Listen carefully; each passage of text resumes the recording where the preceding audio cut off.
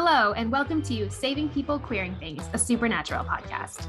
We were previously known as Driver Picks the Podcast, and the episode you're about to listen to was recorded under that name. Though our name has changed as of season 3, our show hasn't changed that much. Our structure and theme-based discussions are the same, and we're so glad you're here. Now, let's get on the road.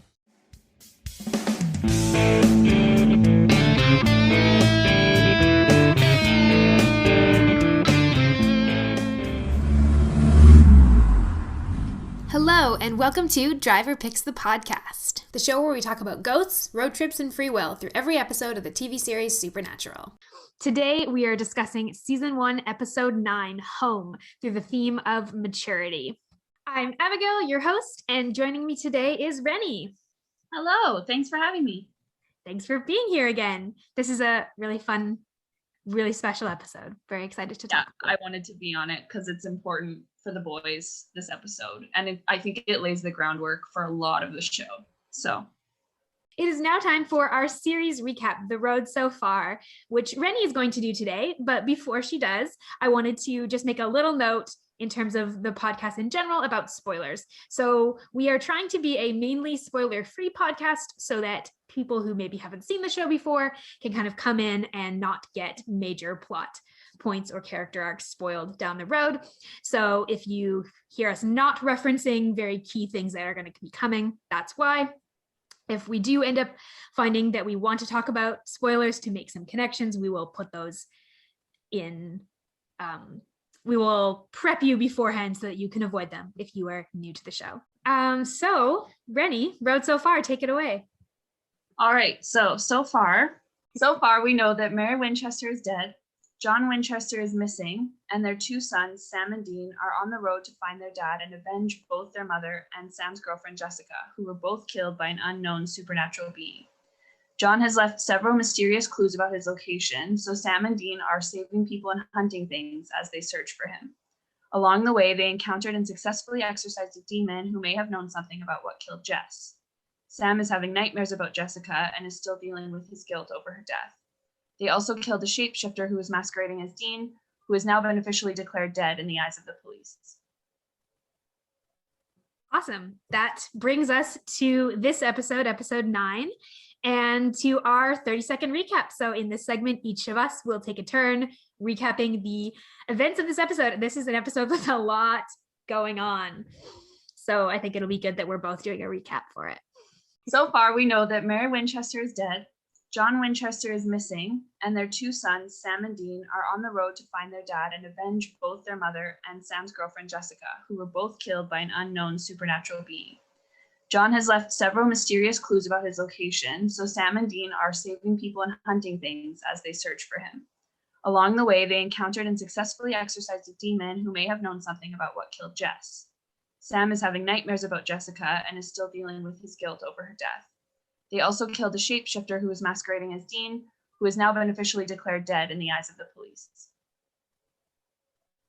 Awesome. That brings us to this episode, episode 9, and to our 30-second recap. So in this segment, each of us will take a turn recapping the events of this episode. This is an episode with a lot going on, so I think it'll be good that we're both doing a recap for it.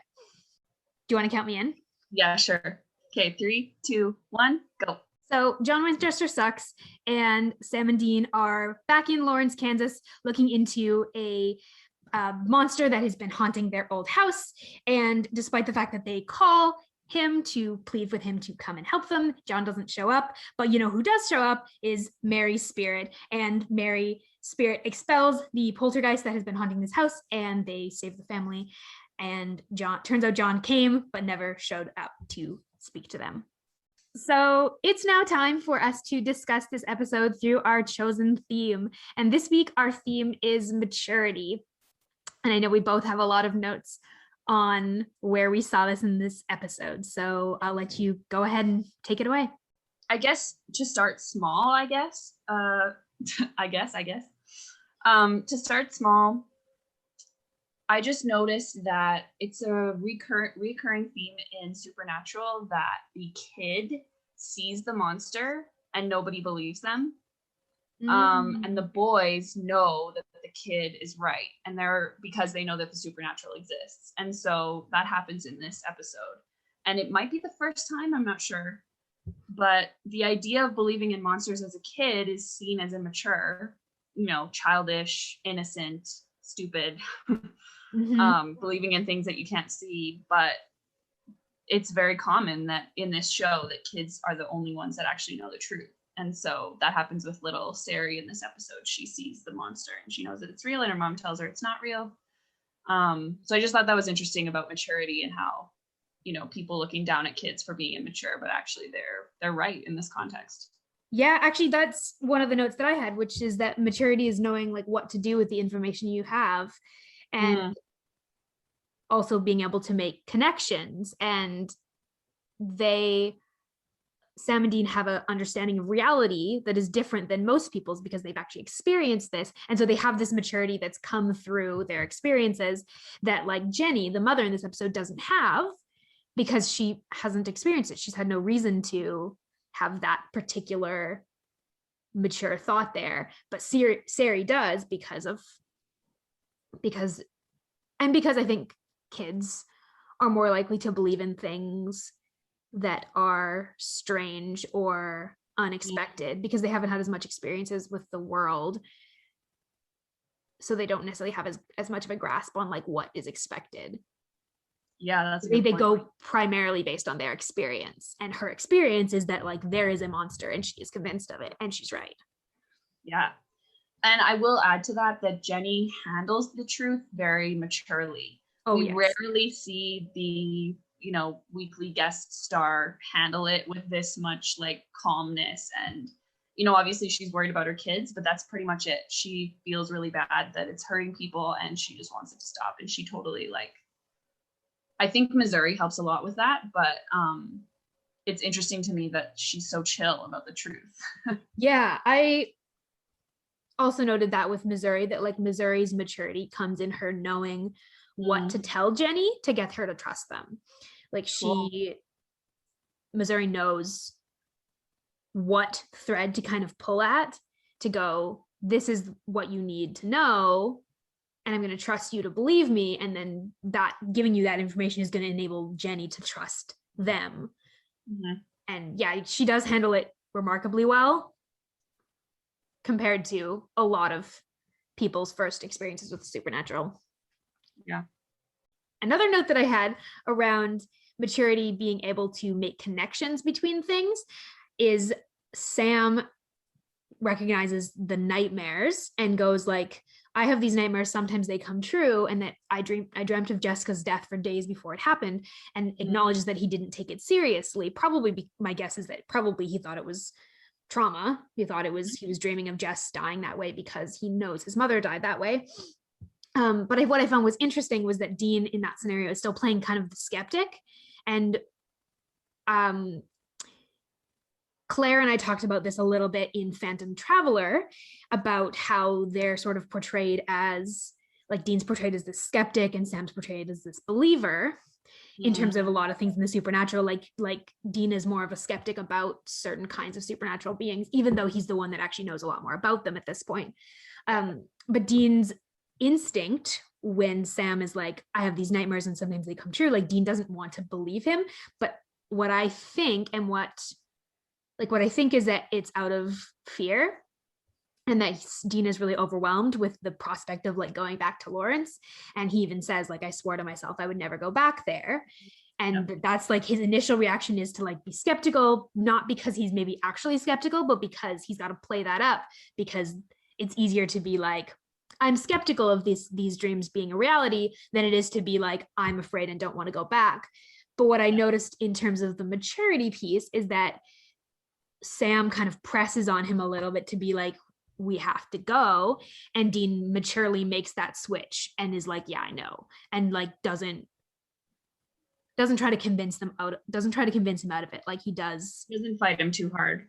No, he really doesn't. And he also recognizes he's not okay.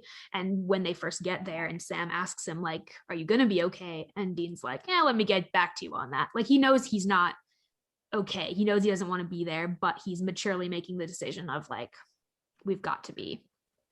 There's a bigger. He's also maturely, Dean never is honest about his emotions, and he weirdly is in this episode. Like, he's emotional the whole episode, and Sam is too, but it's more in character for Sam to be honest about that than it is for Dean. And I thought that was really interesting. This home episode, you know, it's so, their home is so kind of almost like sacred to them. I think especially Dean, because he has memories of it. Mm-hmm. And just the idea of the, you know, having the nuclear family and growing up in a home together and, you know, having this good life is so special that he's just like, he doesn't have the energy to pretend that he's fine. Yeah, and there's some maturity in like his emotional vulnerability in this episode. Yeah. A thing I found interesting that you just made me remember was that Sam doesn't remember this home because he was like 6 months old when Mary died, but Sam identifies it as back home. Like, we got to go back home. We have to go back to Kansas. And I think that's really interesting when it comes to the way both of them think about home, because like you said, this is, in some ways, this home is very sacred to them because it sort of represents everything that they didn't have. Yeah. Everything that the supernatural being that killed Mary took from them. But Sam still identifies it as home because he hasn't ever had another one, I think, maybe until Stanford. But I thought that was really interesting. Especially since, the reason I found that was really interesting is, and this isn't really a specific spoiler, but there's going to be conversations many times throughout this series about where Sam is going to identify that like he doesn't really have a sense of home. And I thought it was really interesting that he actually does call Lawrence home.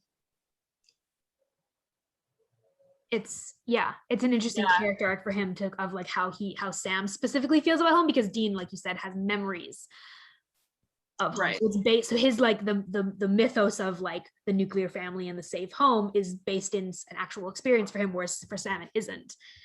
Which kind of like, I wonder if Sam has kind of taken on, because all he knows about that house is basically from what Dean's told him throughout their childhood. Mm-hmm. I wonder if he's kind of adopted that idea of home because it's Dean's, which leads me into it's so like such a strong theme in this episode and throughout the show of Dean taking care of Sam, and Dean carrying Sam out the door when he's 4 and Sam is 6 months old is like the first kind of moment in their dynamic where Dean is forced to grow up too fast and become the parent and be responsible for Sam's safety.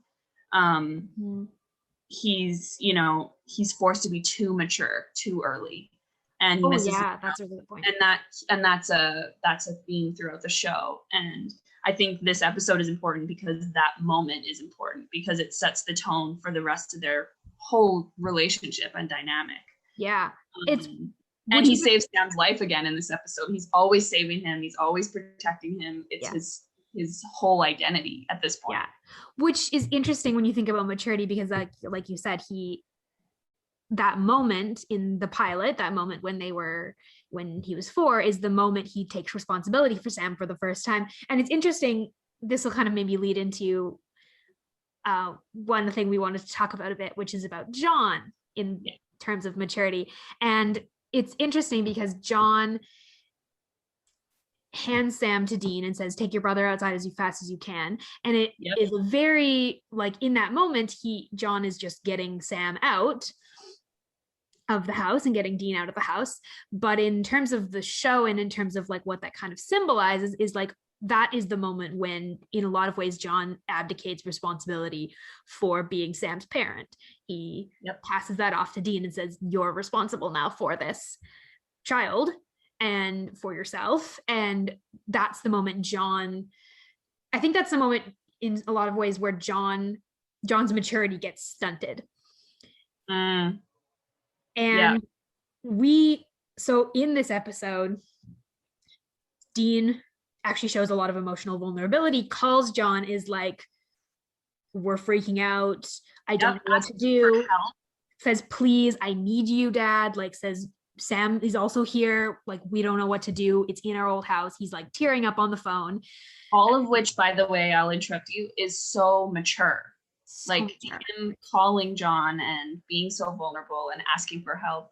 That's such a mature thing for Dean to do. It goes against what John drilled into him about being independent, but it's because he knows what he needs to do. He knows what the right thing is to do in this situation, which is for the three of them to be together when they're revisiting this painful trauma that they experienced together.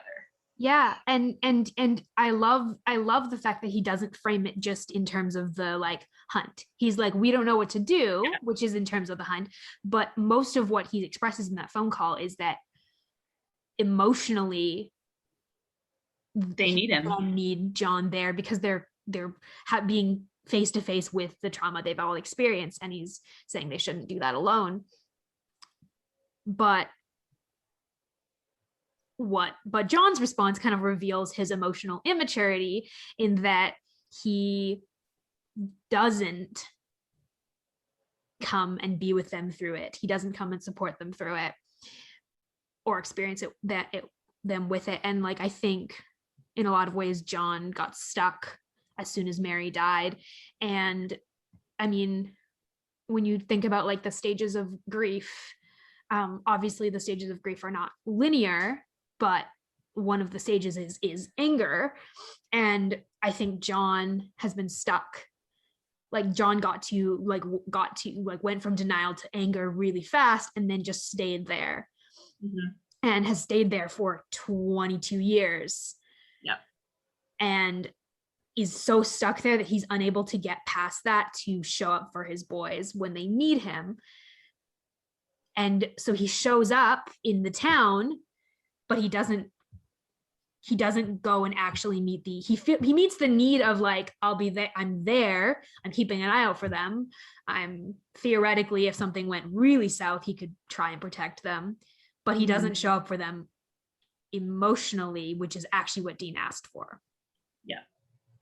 Yeah. He says it's to protect them because for his reasoning doesn't really make sense, but he's saying that he needs to keep them safe because whatever he's doing right now is too dangerous or whatever, which by the way, that never stopped him before when they were literal babies and he was hunting. Right. He took them on hunts for years and years. And you mentioned this before we started recording, but maybe you can talk a little bit more about it, about the reason you think he actually doesn't show up. Yeah. So I think that he's too emotionally immature and he's avoiding the difficulty that it would be for him emotionally to be with them right now, because the last time he saw Sam, they had a big fight and he kicked him out. And he knows, I think John knows deep down what he's done to Dean, in terms of like, making him grow up too fast and stealing his childhood from him and putting his adulthood too. Like, his adulthood, setting him on this path where Dean doesn't see another life for himself. Yeah. I think John kind of subconsciously knows that, and I think he feels guilty about it, and I think he finds it really hard to be around Sam, because of their differences, but also because, well, I also think the boys just remind him of Mary, and he's too chicken to like face that. Which I think is why he's dragged them along on his. Sorry? No, go ahead. That's why I think he's dragged them along on his revenge mission, is because, he and I think why he's justified that through that childhood is that he's doing it because of Mary, because like of what happened to her, that he's got to, for their sake, he's got to find the thing that killed her. He's got to like end that story for them. And I think he's convinced himself that he's doing it for all of their sakes, and really he's not. He's doing it for himself because he can't move. He doesn't have the maturity to know how to handle his grief. Yeah, and he can't, like, so much so that he can't even really maintain a relationship with his adult sons because, they might hold him accountable for some of the shit he put them through. Which is, I think, a lot of why him and Sam have their falling out, in what would have been about 4 years before this point, because Sam doesn't want to play along with the revenge mission anymore, and Sam doesn't want to say this is the only life for us. And my guess is that Sam also is, like, from other stuff we know about Sam, and we're going to learn about Sam, like Sam in a lot of ways recognizes some of those patterns in John. Because, which I think a lot of that's to do with the role that he's been in as the younger sibling, as the younger brother. He hasn't had to be responsible for someone, and so he's had a little bit more freedom to kind of see things the way they really are. Dean hasn't had that same opportunity because he has spent his whole life being responsible for he has a little bit of space and distance from it. And another thing I recognized with maturity, specifically in terms of Sam, is that Sam has, and it's kind of intuition as well as maturity, he recognizes the pattern of things that are happening. He says, like, it feels like something's starting, and he's like, Jess's death and these dreams that he's having, like, Sam is connecting those dots in his own experience and going, like, I think something's happening, I think this is bigger, this is not just another job. Cool. And then also later on, like, he has a bad, like, after they think they've taken care of the poltergeist the first time, Sam has like a bad feeling about it and just doesn't feel confident that it's done, and they stay. And the parallel I saw there was actually with Dead in the Water, because Dead in the Water, they also think we've taken care of the monster, and then they go to leave, and Dean's like, he has the maturity and the intuition to be like, it's not done, and they go back. And then this time it's Sam that's like, it's not done, and they go back. And I liked how they kind of parallel each other, and they trust each other. They have the maturity to trust that the other person is, like, they trust the other person's knowledge, which is a maturity, and a maturity that John won't often show, like, towards them as hunters. Like, they trust each other. Yeah, totally. Even though they're still early in hunting together. Yeah. Another parallel worth mentioning that we kind of skipped over, but I do want to say, is the moment with the guest stars, Sari, and the baby's name is Richie, right? When Sam says to her, take your brother outside as fast as you can, don't look back. That's word for word what John tells Dean. And so I just appreciated that, because as I was saying earlier, that moment is so important for Sam and Dean. And so the fact that they paralleled it in this episode, I think, is just kind of driving that home. And it's a good way of storytelling and just communicating to the audience how important that moment is in their dynamic and their relationship. Yeah, agreed. Another thing I noticed maturity-wise is Missouri is keeping the boys in line in this episode, kind of like a mother figure. And it's really interesting that happens in this episode, where they see their mom again, and she sacrifices herself for them and is very motherly, and then Missouri is also being motherly in a different way. And I thought it's nice to see them as sons for once, because John is never a parent. He's this revenge crazed guy. He's kind of like a drill sergeant. He's their boss, like, in a lot of ways. He's like the boss that they can't ever quit. And it's so sad to me that, like, they had to find out about everything that happened in the fire from, like, random townspeople, because John never told them. Like, he doesn't take responsibility for them. Like, he's not, other than their safety, but not for their emotional well-being or their health. I had thought about that too, like, in terms of, like, if John had a theory, like, he never told them. He never told them, like, the details of what happened. And like, makes me think about, like, is maturity, like, if John thought it was mature to, like, protect them by not telling them, actually I think in a lot of ways it was immature. Like, he doesn't protect them because he doesn't give them the essential information that they deserve to know about their mom, about what happened. And I like what you said about Missouri playing that mother role, because it's interesting, because Mary is around in this episode. Mary saves them, but Mary in a lot of ways in this episode is, I mean, she's a spirit. She's not really there. Yeah. Like she like I almost think of this version of Mary as like this is like the mom they want. This is like the heavenly angel mom there that can save them, that can kind of save the day. But she doesn't. Mary. Yeah, she's the ideal Mary, and in a lot of ways, that's how probably both of like that's Sam doesn't remember her, and that's probably mostly how Dean remembers her, as a sort of perfect angel that took care of him in a way that, like you said, John never is. And so I also love that Missouri gets to be that, the mom that tells you off when you're about to put your feet up on there, and the mom that like volunteers you to clean up a mess that you made, the mom that like, but also the mom that like really genuinely is sad with you that your girlfriend died. And asks how you're doing and checks in with you. And she even says to John, like, she talks about Sam to John. She's like, he's got a lot of power and he doesn't know what to do with it. Like, she is looking out for their emotional and like spiritual well-being. Yeah. Which is something, that John never did. And so I found it really beautiful to see that like son dynamic, because you never see that in this show. No, so very little. Yeah. I love that. I love Missouri. I know we're going to see her again, but I wish that we would see her more in the future than I know we're going to. Like, we're going to see her, but not as often as I would like. I agree.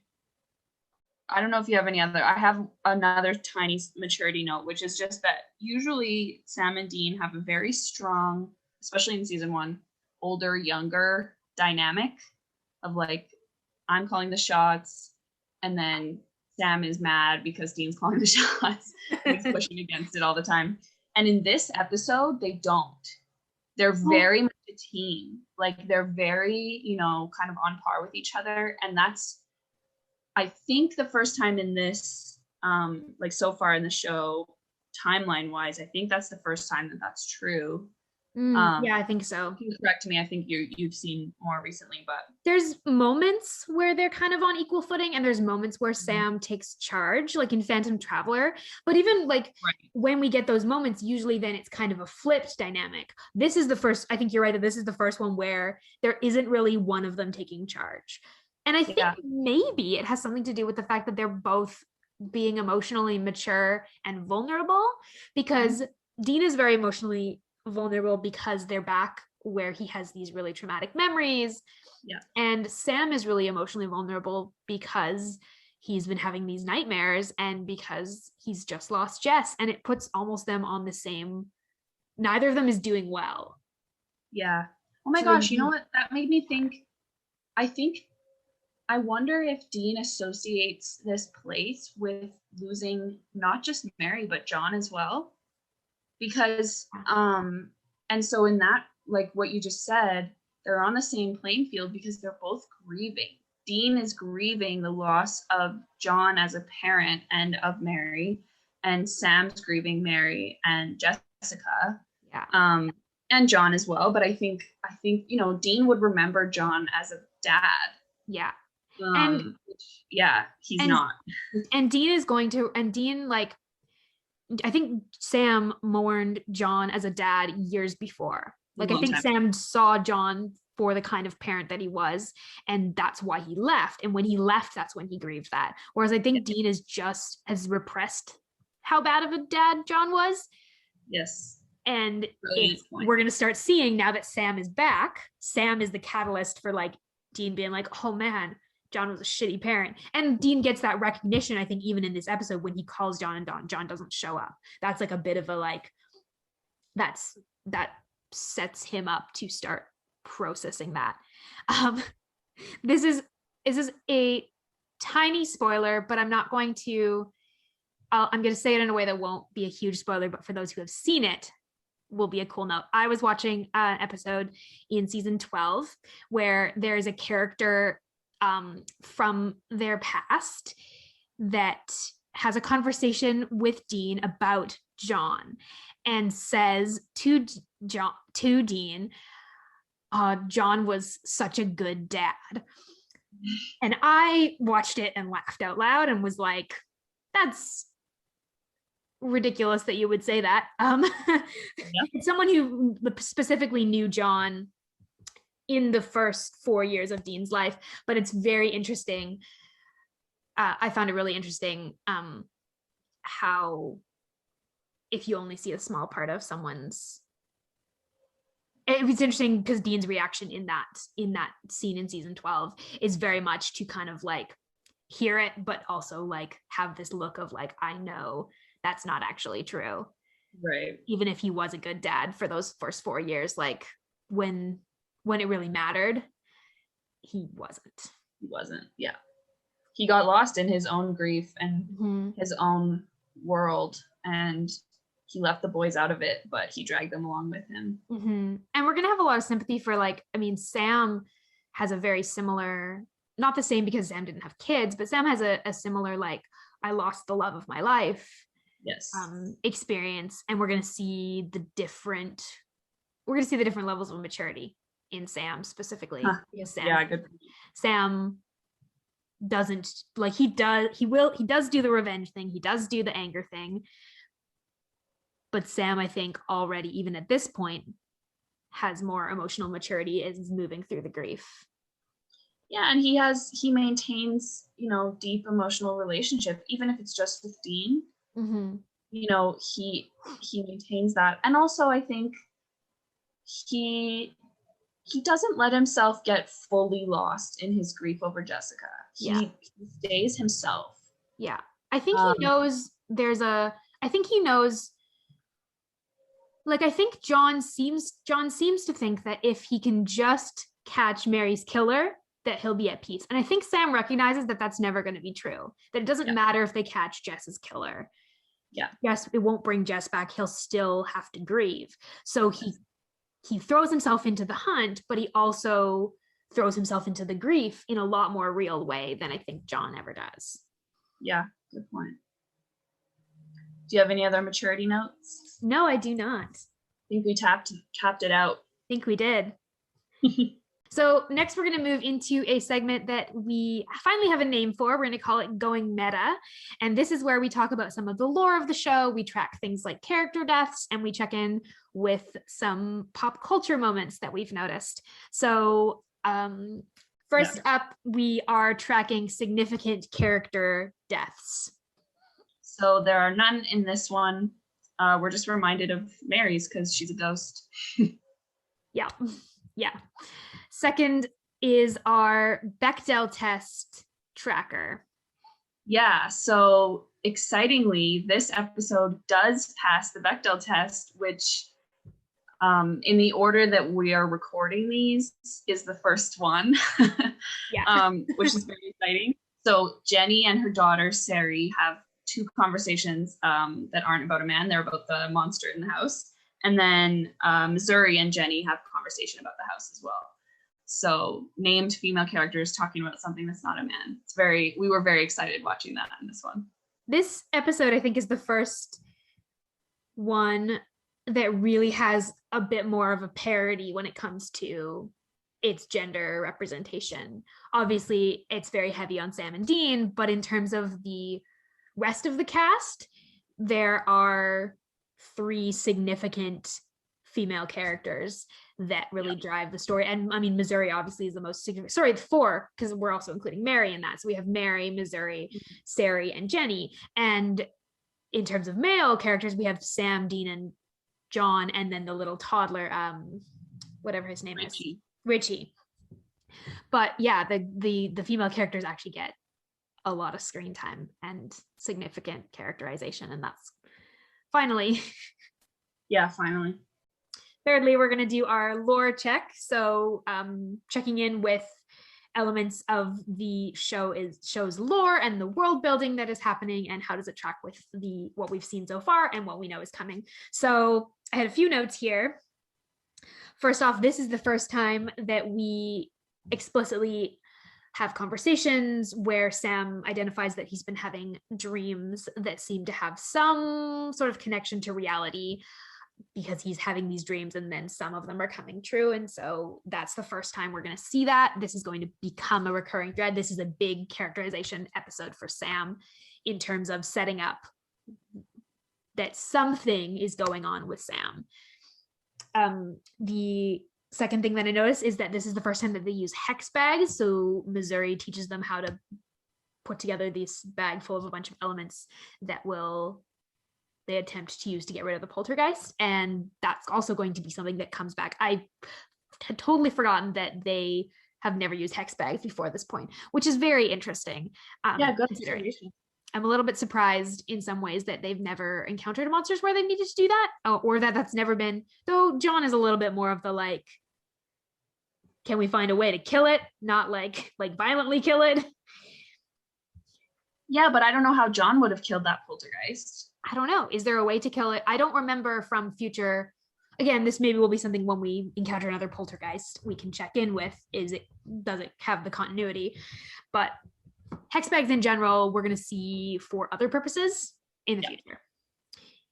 And the last thing when it comes to our lore check is in relation to Mary. And Renny and I had a little bit of a conversation about this before we started recording. This episode doesn't make a lot of sense in terms of Mary's appearance, unfortunately, because we love that she's there and emotionally it's super resonant. Yeah. But yeah, they never have a flaming ghost in the future. And they never handle ghosts or poltergeists in the same way that they do in this episode, which basically they don't do anything effective in this episode. They do the hex bag things for the poltergeist and it doesn't work. And then Mary saves them and gets rid of herself and the poltergeist. So it's a little Deus Ex Machina. Like it's a little Deus Ex Machina. Yeah. It's a little bit of a just like, feels like a little bit of a God card where they're just kind of like, and we solved it. But we were talking about how like in the future, which I guess this is a bit of a spoiler, but the way that they deal with ghosts is to burn the bones of the body, or like an object that was tied to the ghost in their life. Which we actually have had, because we had the ghost in Dead in the Water. We had the spirit in Dead in the Water. Oh, good. Yeah. Okay.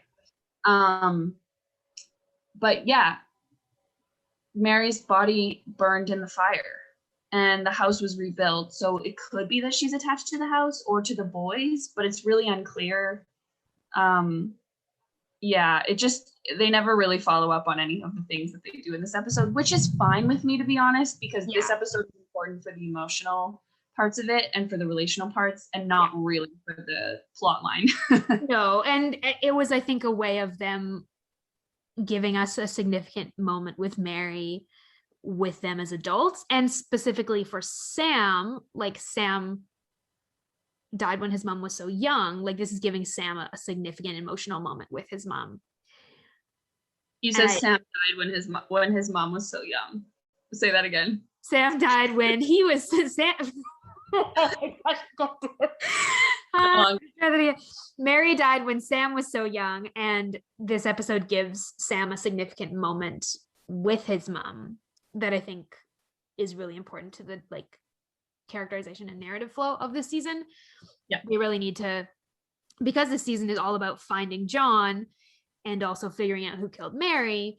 It makes sense that they wanted to write in some more connecting points, and so we would really get the relationship between Sam and John, Sam and Mary, and Dean and Mary. So I'm again not really upset that this lore isn't consistent, because it's fine. And it's like fun. It doesn't screw it's unexplained enough that it's not contradicted later. It's just sort of like not explained well now. So I'm willing to give it a pass. Totally. Our fourth little check here is actually a locations check. So in this episode, there is one location that I recognized from growing up in the area where Supernatural was filmed, and that's the road towards Lawrence. Again, very similarly to a road in Phantom Traveler, they've put up the sign that says Lawrence, but I'm pretty sure that's the sign that says Delta. And I've driven the road many times. All the other locations in this episode are mostly in New Westminster, and I don't actually recognize any of them specifically. I've been in the area before though. So cool. We are also checking in with pop culture, specifically the fake IDs and fake names that Sam and Dean use to be law enforcement. Which, interestingly, in this episode, they do not use them at all. They use their real names. And yeah, again, Abigail and I were talking about this before we pushed record, but it's interesting to me in this episode how they use the truth the whole time. They don't lie to Jenny. They tell her who they are, and then they tell her why they're there, and they tell her that, you know, there's something supernatural going on, and she kind of already knows because she's noticed in the house. But it's interesting in this episode about home that truth is used and there isn't any lying, which is pretty much consistent in every other episode in the entire show. Yeah, it's a really interesting choice that they make, and I wonder if it's because there's so many emotions connected to this that they don't have the emotional bandwidth to like add a layered complex lie, because you know, and they when they encounter Missouri too, like, who knew their dad, there's no reason to lie. Yeah. And her psychic ability enables her to talk to Jenny in a way, like you said, that's mature, but also just that she knows what she needs to hear. And so it works out to tell the truth where it often wouldn't in a different context. Yeah. And our final little we have one more segment. We are taking a page from Harry Potter and the Sacred Text podcast, as well as the longstanding tradition in many religious communities. And we are going to each bless a character from this episode for the choices they make, the situation they find themselves in, or any other reason that we love them and want to bless them, or alternatively, any reason we want to view them charitably. I will start. I am going to do the fairly obvious thing of blessing Sam in this episode, mainly because I think he expresses a lot of like emotional maturity, but also he's going through an incredibly traumatic series of events, and losing Jess and then coming back to this hunting world and kind of reintegrating this life and, you know, looking for their father. And there's just like a lot of emotionally charged things going on. And he's also having these nightmares that turn out to be visions. And the way he's handling that is really mature. He's not talking about it a lot, but he is talking about it. He is not turning he's very focused on finding who killed Jess, but he's also not entirely losing himself in that. He is still kind and soft, and he's still supporting Dean and supporting the people that they're rescuing. And I think that's a really cool thing about his character in general. And so I wanted to bless him for that kind of softness in the middle of a lot of trauma. Lovely. I would also add that if you've seen the show, you know that the road ahead of him, specifically in the next season or two, is really rough. So he needs the blessing. Yes, exactly. Thinking ahead. Yeah. I am going to bless Missouri, which I actually knew before we even watched the episode today, because I just remember she just really left an impression with me. You know, being someone that's seen the show quite a bit, I just really appreciate her presence. She brings a unique presence to the show that I don't think is there very often. And, you know, she's looking out for the boys, and she's looking out for John, and she has everybody's back, even if she doesn't agree with what they're doing. And, you know, she respects the boys for the skilled hunters and for the high quality people that they are. And she uses her psychic gift in a really beautiful way in this episode of just, you know, helping them and being really open and generous, I think. So I don't know, I just really appreciate her presence, and I think she's the best. So yeah, I bless her. Well, thank you, Renny, for joining me today. Thanks for having me. It was really fun. So it was really, really fun. And thank you to anyone who is listening. Wish you a peaceful road till we meet again. Next week, we are going to be discussing season 1, episode 10, Asylum, through the theme of suffering.